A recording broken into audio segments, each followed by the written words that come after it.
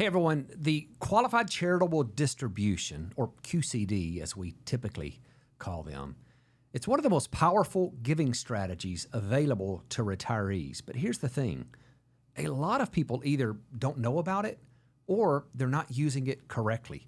And that could cost you big in taxes. So if you're over 70 and a half or you're planning ahead for the time when you get there, you need to know how to use this strategy the right way. And in this video, I'll walk you through everything you need to know about QCDs. And I'm going to even break it down into chapters so you can navigate down below and jump to the parts that are most relevant to you.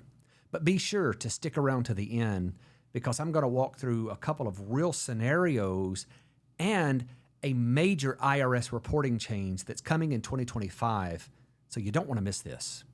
So the way I'll approach this is to answer some of the big questions that I get over and over. First, I'll answer, what is a QCD? Then, are all QCDs deductible? Who can use a QCD? What type of accounts are eligible for a QCD? And I'll cover inherited accounts here as well. What are the QCD limits? And then step by step, how do you actually do a QCD? And then two separate QCD scenarios, and you don't want to miss those. And then we'll finish up by talking about what the IRS is changing in 2025. You need to know this if you're planning to do any qualified charitable distributions. So by the time we get to the end of this video, you're going to know exactly how to use a QCD to lower your taxes, to meet your giving goals, and create a smarter retirement income plan. So let's start at the beginning. What is a qualified charitable distribution? Well, a QCD is simply a transfer of funds from your IRA directly to a qualified charity. Now, to use this strategy, you have to be at least 70 and a half years old, and the distribution has to be made payable directly to the qualified charity. Now, that means that your IRA custodian can send the check directly to the charity, or they can send it to you as long as the check is made payable to the charity. And then you can hand deliver it if that's what you like to do. Now, what's really important here is this.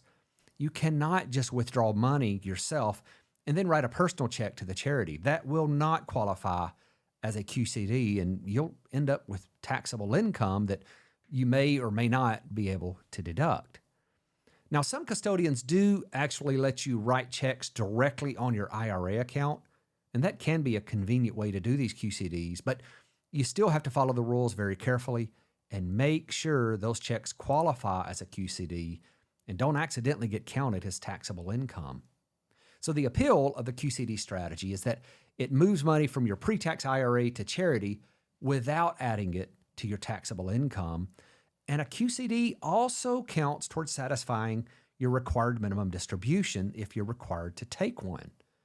And this is a big deal because RMDs can cause a hidden tax bomb for people who have planned their retirements with conservative assumptions. And we talked about that in one of our prior videos. So if you haven't checked that out yet, you need to.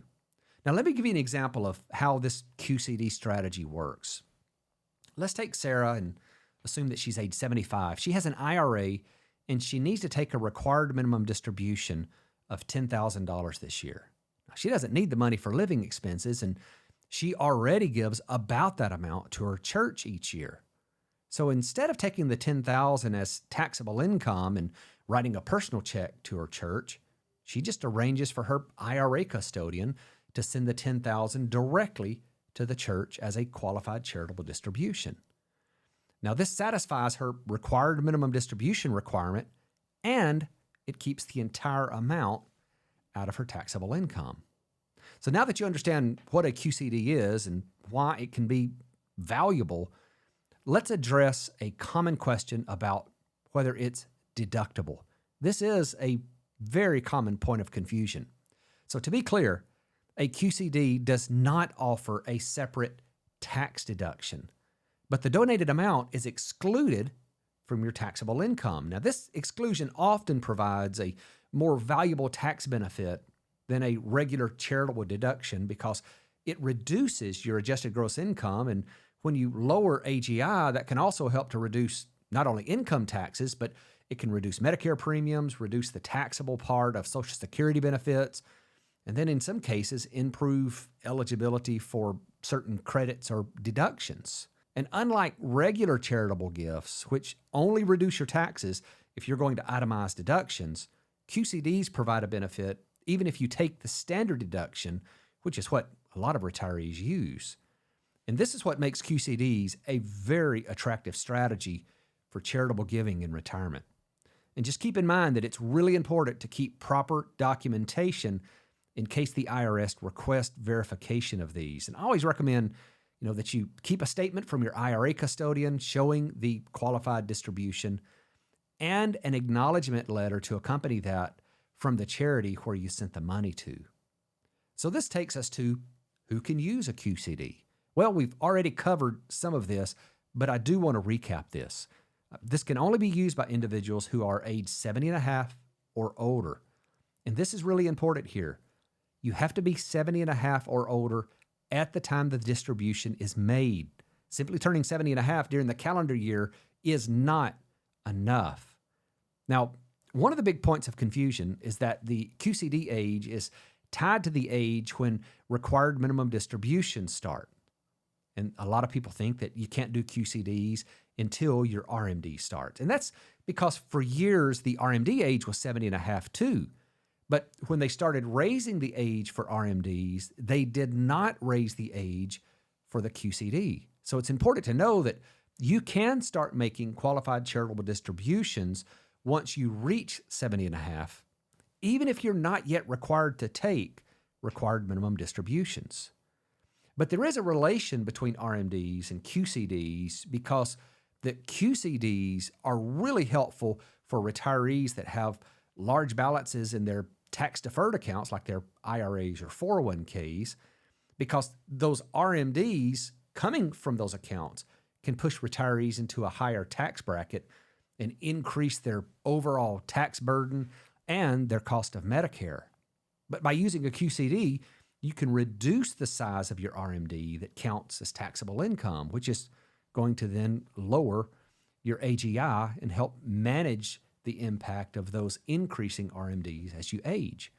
So just as a quick aside, make sure you know when your RMD age is because it has changed twice in just the past few years. So here's a quick table that'll help. If you were born before January 1, 1949, RMD started at your age 70 and a half. If you were born between July 1, 1949 and December 30th, 1950, RMD started at 72. And then it started changing. Between January 1, 1951 to December 31st, 1959, RMD started at 73. And if you were born after January 1 of 1960, RMD started at 75. So if you're planning to do charitable giving after these ages, whatever your RMD age is, the QCD can be powerful. So that takes us to what type of accounts are eligible for a QCD. Well, these can only be made from IRAs, not from workplace retirement plans. So the eligible accounts include a traditional IRA and a simple or SEP IRA, but on those last two, it's only if the account is inactive, meaning that there's no ongoing contributions. Now, that does leave one big glaring hole there. What about QCDs from inherited IRAs? You can do a QCD from inherited IRAs, but a lot of people get mixed up here. They think that because the person who has died was over the age of 70 and a half, they can do a QCD from that account even if they are not yet 70 and a half. And that's not the case. Just know that if you're the beneficiary of an inherited IRA, you have to be 70 and a half to use that account for a QCD. So what are the QCD limits? Well, for tax year 2025, you can donate up to $108,000 directly from your IRA to qualified charities, and for years beyond that, the limit's going to be adjusted for inflation. Now, important to know here, this $108,000 limit is per individual across all your IRAs and all charities combined. So it's not $108,000 per IRA or $108,000 to charity. So if you're married filing jointly and you each have separate IRAs, then each spouse can do $108,000 for a total of $216,000 in combined qualified charitable distributions. Now, here's a big one that I get. Can I do a QCD to my donor advised fund? We get this question all the time. The short answer is no. QCDs cannot be made to donor advised funds. You know, donor advised funds are a great giving tool that we like to use all the time, but QCDs aren't allowed to them because with the donor advised fund, you retain some advisory control over the funds. And to qualify as a QCD, the donation has to be made payable directly to the qualified public charity and one that's a 501c3 organization, and it does not give the donor control or input over the funds. So if you want to support causes that you care about through a QCD, you're going to have to make that gift directly to the operating charity. So if you want to fund a donor advised fund or a private foundation or supporting organizations even, you need to take a regular taxable distribution from your IRA and then potentially claim an itemized charitable deduction if you qualify. So how do you do a QCD? Now let's walk through a few steps here. The first is very obvious. Make sure you're eligible, right? And I know that seems obvious, but you have to remember that you're required to be at least 70 and a half at the time the distribution is made, and simply turning 70 and a half in that calendar year is not enough. So make sure that you have turned 70 plus 6 months before that distribution goes out. Second, select a qualified charity. Just remember that that charity has to be a 501c3 public charity, and they have to be eligible to receive tax-deductible donations. I always strongly recommend that you check before making a gift to make sure that that organization is qualified to accept QCDs. And third, you just contact your IRA custodian or your financial advisor. And when you tell them that you want to do a QCD, they're going to likely send you a form that's going to require your signature. Then you'll need to direct the payment properly. The IRA custodian has to make the distribution payable directly to the charity. And again, that check can either be sent directly to the charity or mailed to you, but payable to that charity so you can hand deliver it. And again, if you have check writing directly from your IRA, you should be able to use that as well, but don't withdraw the funds yourself and then write a personal check. That's not going to qualify as a QCD. Best practice, in my opinion, is to let that check come from the custodian. If you have check writing on your IRA, that's great, but that can get a little sticky. It doesn't always, but it can. And then the next step is you need to notify the charity. Let that charity know to expect the donation from your IRA so they can properly acknowledge the gift for your records, because the check from your custodian is likely going to look a little different than the checks that they're used to receiving. And, the chances are they may not give the right person credit for that. Even though your name's going to be on there, it may be in small print.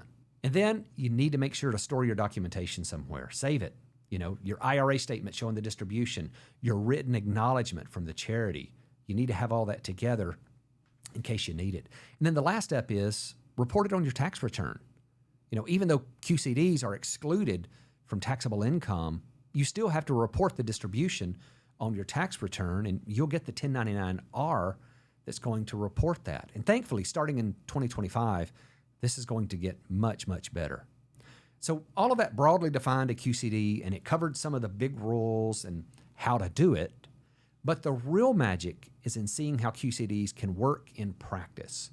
So let me walk through an example for a married couple here. So John and Dana are both 75 years old. They're married and filing jointly, and for the year, they need $120,000 to cover their living expenses. Now, their combined required minimum distribution for both of them is $85,000, and together they also receive about $65,000 from Social Security. So altogether, their income before taxes is $150,000. So with this data, let's look at two scenarios. The first is where they take their full RMD and then make a donation from their after-tax income. And then we'll look at how using the QCD strategy can lower that tax bill. All right, so again, for this couple, they have $65,000 in Social Security benefits and $85,000 in their required minimum distribution. So they're going to receive a total of $150,000. Now, when you run that through a tax calculator, that gives them an adjusted gross income of $140,250. And then when we deduct the 2025 standard deduction for married filing jointly and for individuals over the age of 65, we come to a taxable income of $107,050. This means that their estimated federal taxes due are $13,379. And when we subtract those taxes due from the amount they received, we come to an after-tax income of $136,621. Now remember, John and Dana only need $120,000 for their expenses, so they decided to give everything in excess of that to their church. So that would be $16,621. But this approach doesn't lower their tax bill because they're already using the standard deduction. So let's look at a scenario where instead they made the same donation using a QCD. So they had Social Security of $65,000 and RMD $85,000, but they reduced this by sending $16,621 directly to their church, the same exact amount. Now that means that the total that they received was $133,379. And in this scenario, they would have an adjusted gross income of $122,726. And when you subtract the standard deduction, that results in a taxable income of $89,256. And finally, at the end of that, you would have an estimated federal tax due of $10,266. Now, in this scenario, they made the exact same donation, but their federal taxes were over $3,000 less than it was if they would have just made that out of their after-tax income. And this is because by using a qualified charitable distribution, John and Dana excluded $16,621 from their taxable income, which had the effect of lowering their adjusted gross income and decreasing the amount of their Social Security that was taxable. So this is just a small example, but it does show you that this can become powerful very, very quickly. So what's changing for 2025? Well, historically, the 1099-R form that your IRA custodian sends to you, it just reports the total distribution, including the QCD, and there's been no special code to identify the charitable portion. So you had to report the total on Form 1040 and then subtract the QCD on line 4B and write QCD next to the line. It's pretty archaic. It seems very old-fashioned way of doing it. And unfortunately, a lot of people either forgot to do this or they did something and it messed it up, and that would lead to overpaying taxes. They would end up paying taxes on the full amount that they were showing as a distribution, which is on line 4A of the 1099. But starting with 2025 distributions, which is the 1099-Rs that you'll receive in 2026, the IRS has a new code that's coming. And it's going to be a code Y that's going to show up in box 7 of the 1099-R, and that's going to signify that there was a QCD. Now, that change is designed to make reporting easier and to reduce those filing errors that we talked about just a second ago, but it is still unclear how consistently IRA custodians are going to apply this code, if at all. And because of that, it's still going to be really, really important for you to keep that proper documentation and communicate with your tax advisor to make sure QCDs are reported correctly on your tax return. And as with any tax strategy, it is smart to not only plan ahead, but work with someone who really knows their stuff in taxes, like a tax professional or a financial planner, to make sure that your giving approach fits your overall retirement plan, but also complies with the latest IRS rules. So if my firm can help out, don't hesitate to let us know. Thanks for watching.